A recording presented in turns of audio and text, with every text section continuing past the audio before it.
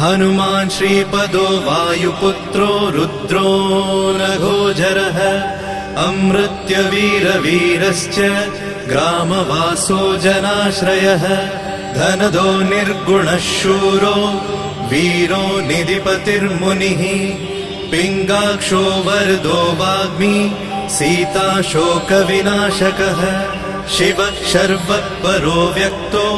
व्यक्ताव्यक्तो धराधरः पिङ्गकेशः पिङ्गरोमा श्रुतिगम्यः सनातनः अनादिर्भगवान् देवो विश्वहेतुर्जनाश्रयः आरोग्यकर्ता विश्वेशो विश्वनाथो हरीश्वरः भर्गो रामो रामभक्तः कल्याणप्रकृतिस्थिरः विश्वम्भरो विश्वमूर्तिर्